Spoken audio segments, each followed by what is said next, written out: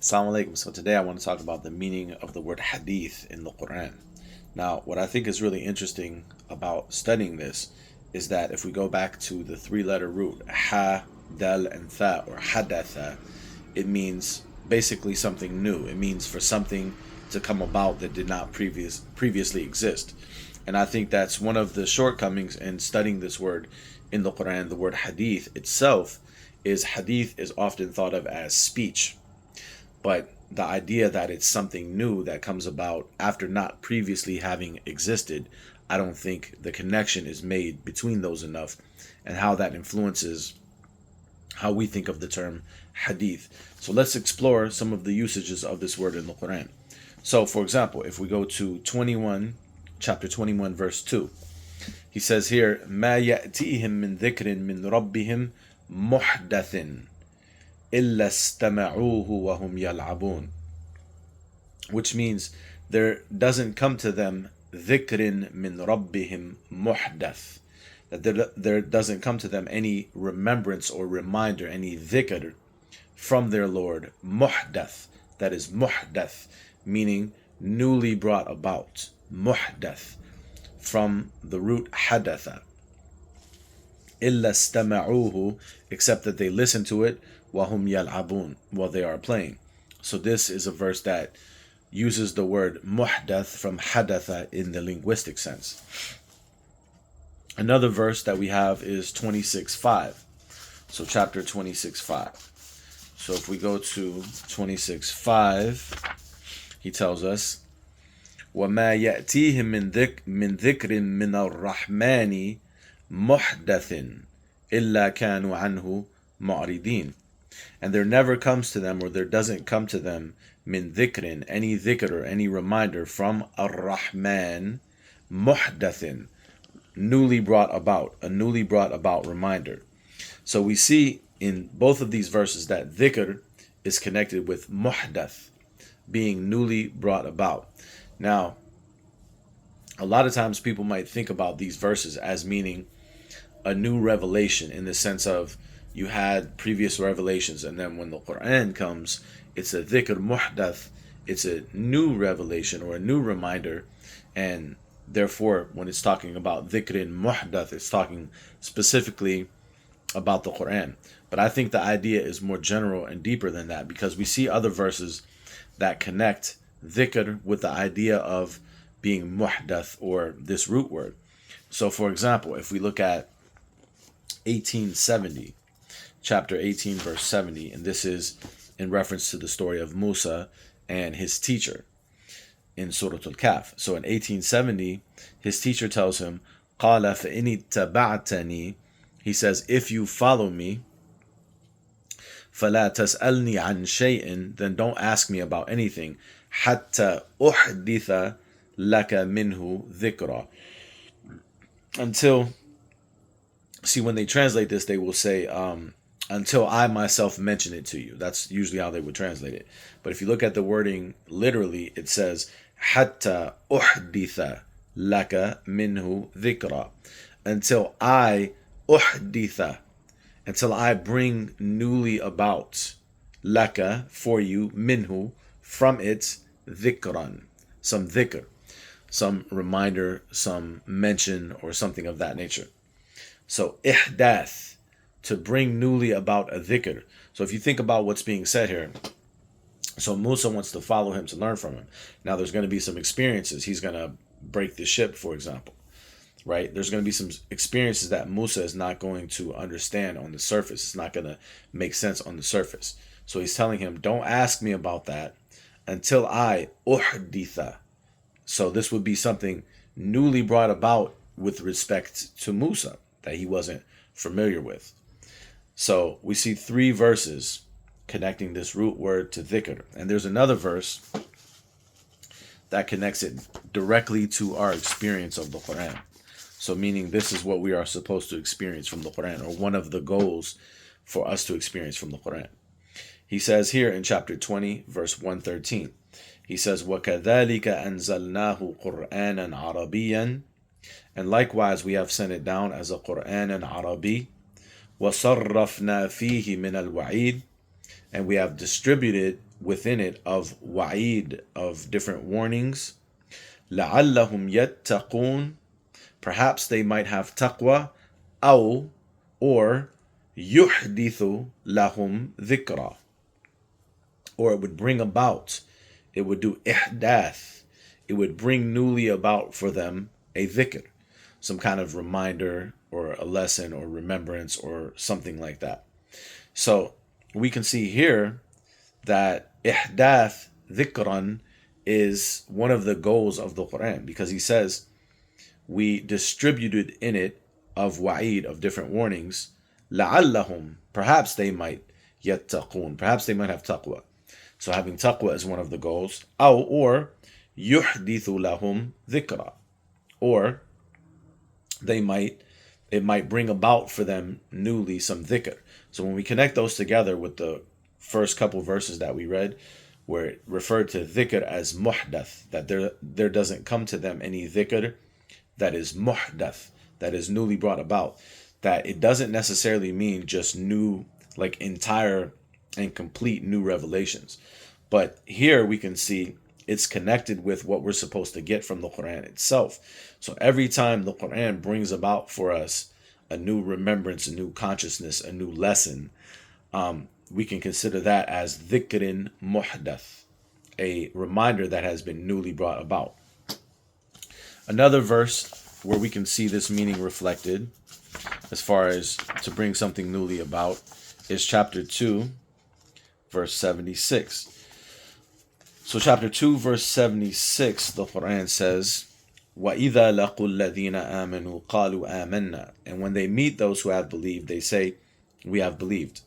وَإِذَا خَلَا بَعْضُهُمْ إِلَى بَعْضٍ, and when they are alone with one another, قَالُوا, they say, أَتُحَدِّثُونَهُمْ بِمَا فَتَحَ اللَّهُ عَلَيْكُمْ لِيُحَاجُّوكُمْ بِهِ عِنْدَ رَبِّكُمْ. They say, will you tell them about? But the word for tell them about is from the root hadatha. أَتُحَدِّثُونَهُمْ, will you speak to them or tell them about?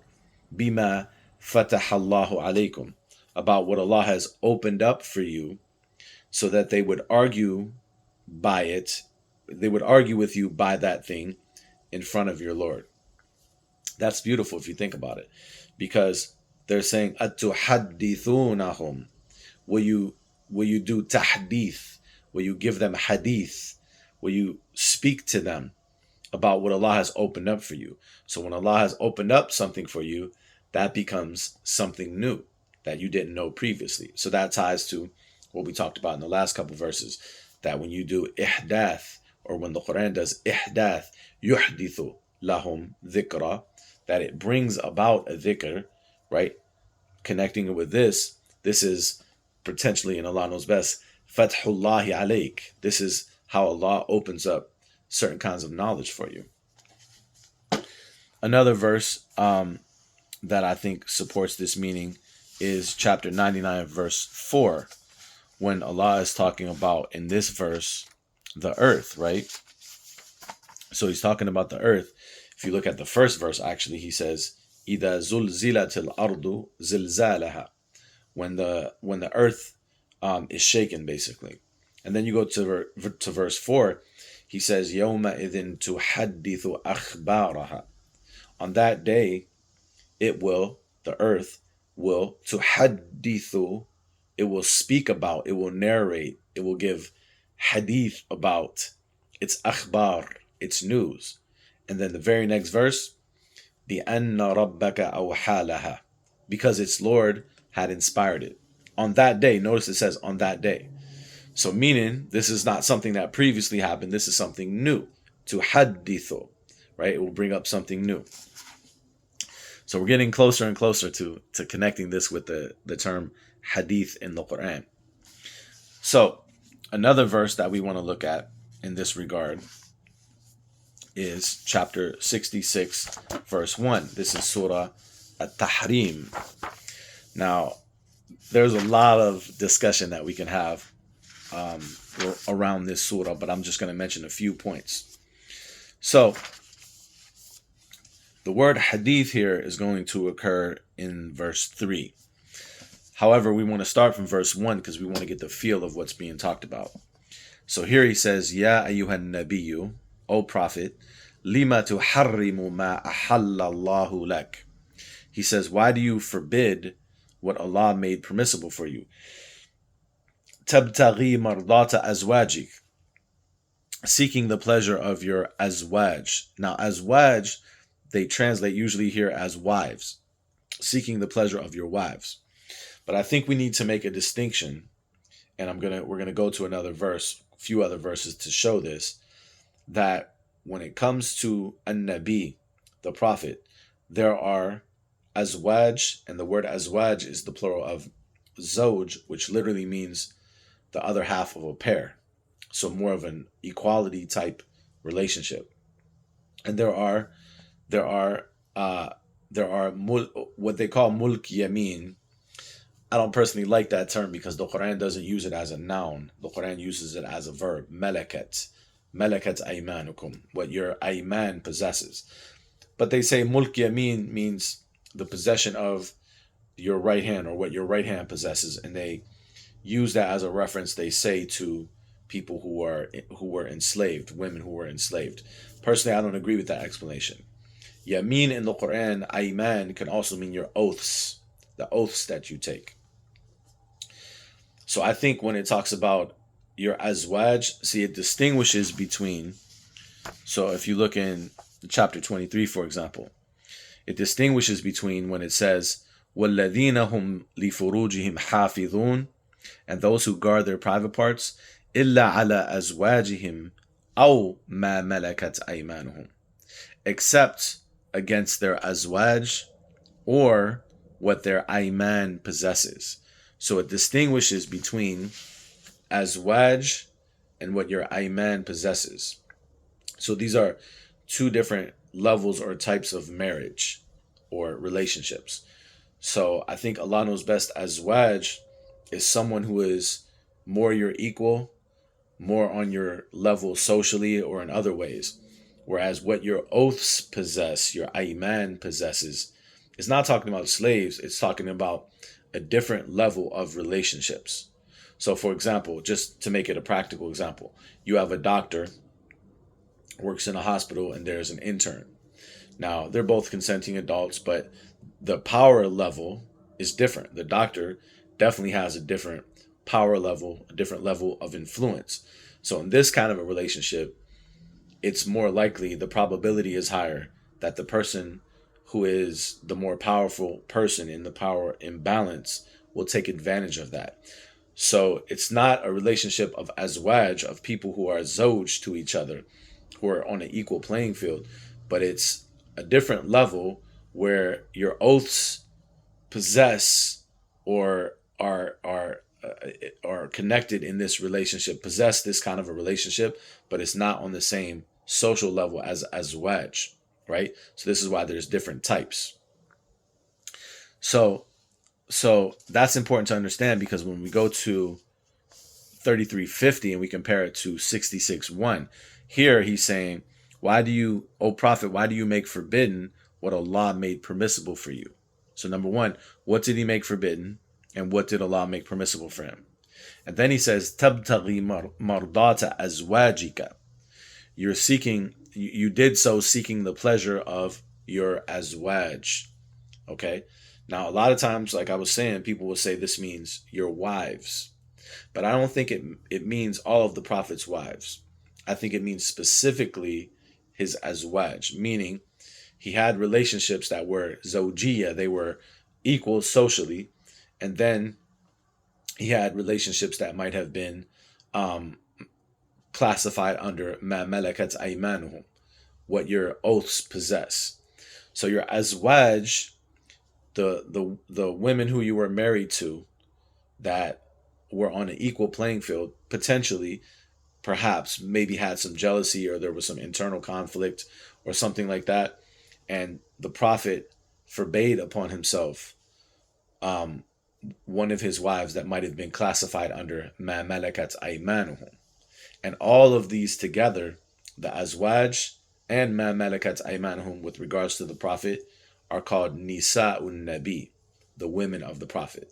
So you have this term, Nisa'un Nabi, the women of the Prophet, and you have subdivisions.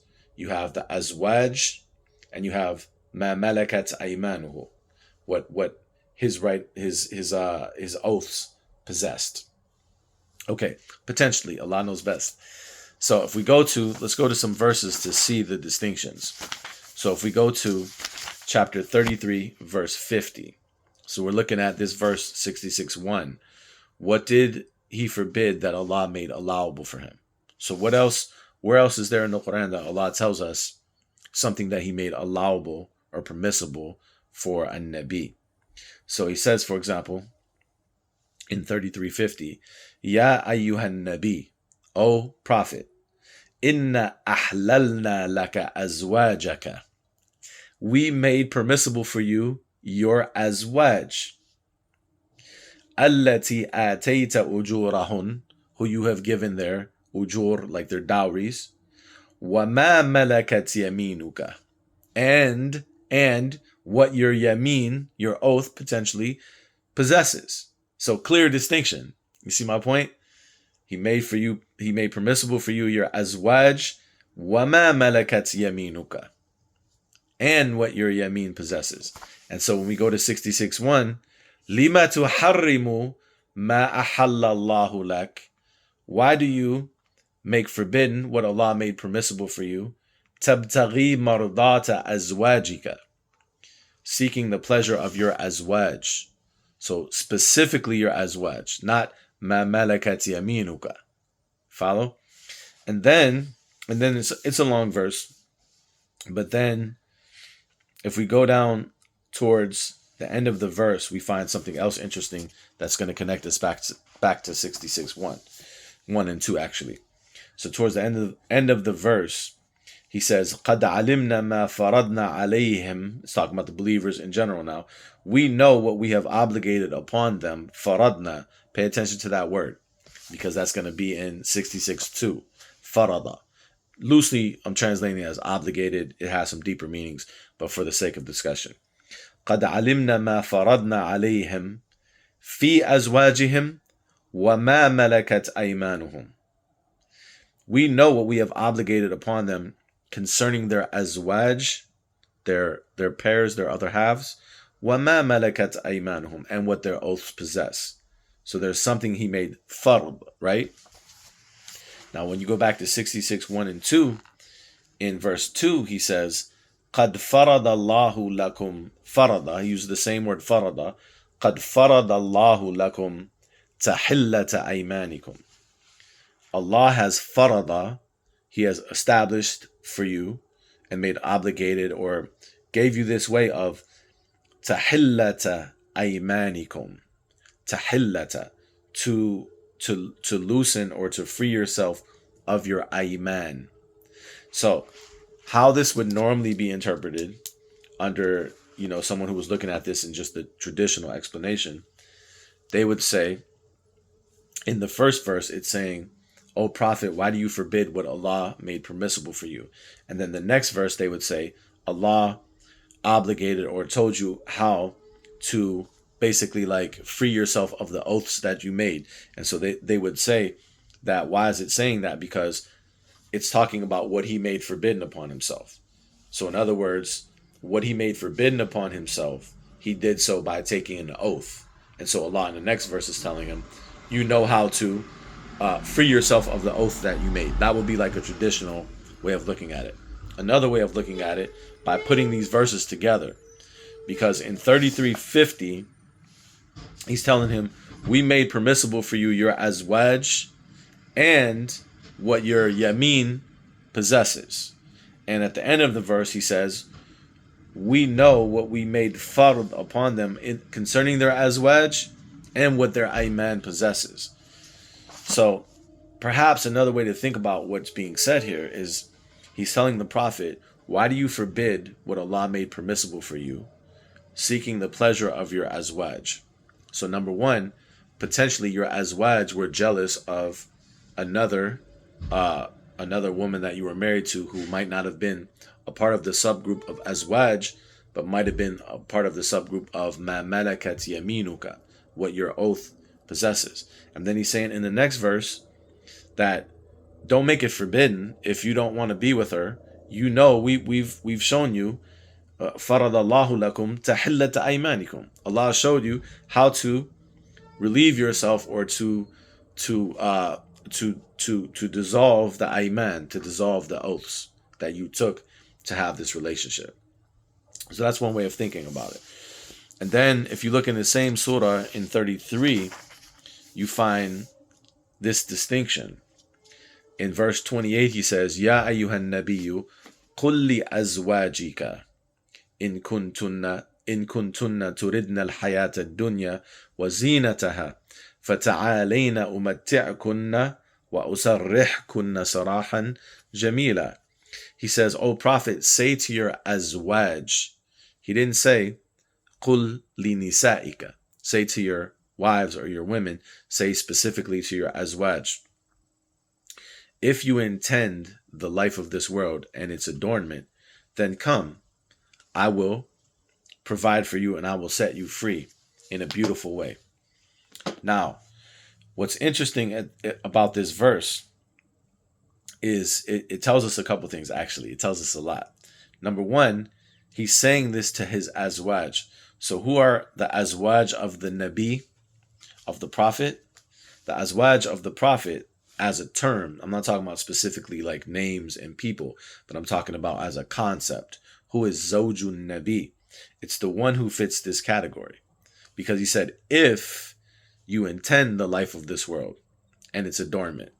So therefore, the Zawj of the Nabi should be someone who doesn't intend the life of this world and its adornment. That's how you become the other half. And so therefore, that gives us a really interesting way of defining the word an-Nabi. There's a lot of different things we can say about the word an-Nabi, but from this verse, there's something really interesting we could say about it. That an-Nabi is the one who, part of the qualities of the Nabi is a person who is connected with Allah in such a way that they don't intend and want the life of this world and its adornment. That's why the Zawj of the Nabi has to have that same quality. So that benefits us because when we want to connect to the concept of an-Nabi, because an-Nabi is a concept. So yes, an-Nabi was a person, al-Anbiya in general, an-Nabiyun in general were people. But this term is also a concept, an ideal that we're trying to live up towards. And I'm not saying that we're going to become prophets. I'm not saying that. But this is an ideal example of an ideal human being that we're trying to aspire to be like as a concept. And so this verse teaches us that since the Zawj, which literally means the other half of a pair, has to be someone that doesn't intend the life of this world and its adornment, then the Nabi as a concept is someone who doesn't intend the life of this world and its adornment. And then when you go 2 verses down, so that's verse 28, 33, 28. When you go to 33, 30, you find this other phrase, Ya Nisa an-Nabi, O women of the Prophet, Man ya'ti min kunna bifahishatin mubayyinatin yudha'af laha al-'adhabu di'fain. Whoever from amongst you comes with or brings a clear fahisha, the punishment will be multiplied 2 times. And then in 32, he says, Ya Nisa an-Nabi, lastunna ka'ahadin min an-nisa'i in ittaqaytun. O wives or nisa of the Prophet, you are not like any other women if you have taqwa. So by looking at these examples, we can see potentially, and Allah knows best, a way to think about Nisa'un Nabi in general. So you have Nisa'un Nabi as a whole category, the women or the wives of the Prophet, and then you have the subdivisions of Azwajun Nabi wa ma malakat yaminuhu. You have the other halves or the pairs of the Nabi, and also what his yameen possessed, his oath possessed, which is a different kind of marriage.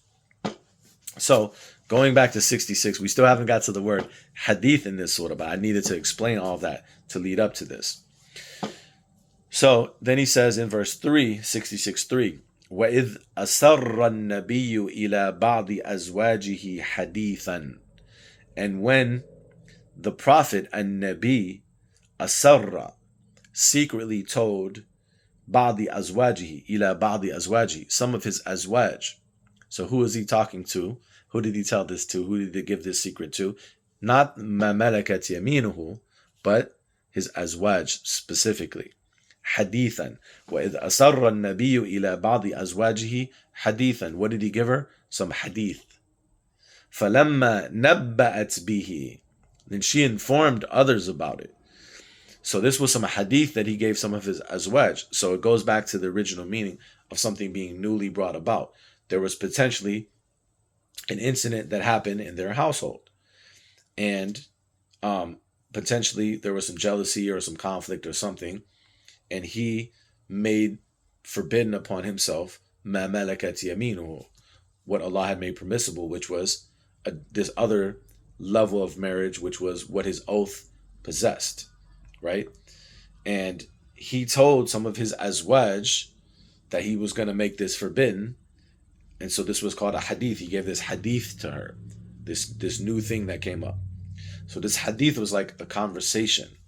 So see, now from these verses, we start to get into some of the meaning of the word hadith. That a hadith is like a conversation, a story, some things that people might talk about. So if you go into a social situation, say you go into a get-together and you see people kind of grouped up, a few people over here, a few people over here, they're talking about, these people over here are talking about sports, these people over here are talking about work. What they're talking about could be classified as hadith, meaning these are things that come up in conversations. They might not necessarily always be new to the person talking about it, but to the person that they're speaking to, they could be new, or they're just conversational things that come up. And part of the meaning of hadith, I also believe, is these conversational items that we kind of expect to be fleeting, meaning it's not something we're going to stay on. We're going to talk about this particular thing, just like this get-together, a social get-together. We might have a conversation. I might say, how's the kids? How's work? We're going to go through these different subjects. These are hadith. We're going to keep bringing up different things. And part of where we can see this meaning from is chapter 4, verse 140. So if we look at chapter 4, verse 140, he says here, وَقَدْ نَزَّلَ عَلَيْكُمْ فِي الْكِتَابِ أَنْ إِذَا سَمِعْتُمْ آيَاتِ اللَّهِ يُكْفَرُ بِهَا وَيُسْتَهْزَأُ بِهَا فَلَا تَقْعُدُوا مَعَهُمْ حَتَّى يَخُوضُوا فِي حَدِيثٍ غَيْرِهِ. He says, and it has been revealed to you in the book that when you hear the ayat of Allah being disbelieved or mocked, then do not sit with them حَتَّى يَخُوضُوا فِي حَدِيثٍ غَيْرِهِ, until they go into some other hadith. Until they go into some other hadith. As if it's expected that they will go into some other hadith. Because that's the nature of what hadith is. It's just these topics that come up. And hadith is also related to stories. So if you go to chapter 23, verse 44. So chapter 23, verse 44 tells us, he says, ثُمَّ أَرْسَلْنَا رُسُلَنَا تَتْرَى. Then we sent our messengers in succession. كُلَّمَا جَاءَ أُمَّةً رَسُولُهَا كَذَّبُوا. Every time there came to a nation its messenger, they denied him. فَأَتْبَعْنَا بَعْضَهُمْ بَعْضًا. So we caused them to follow one another. وَجَعَلْنَاهُمْ أَحَادِيث. And we made them ahadith. We made them ahadith. We made them just these tales and these stories that come up from time to time and people talk about and people pass down.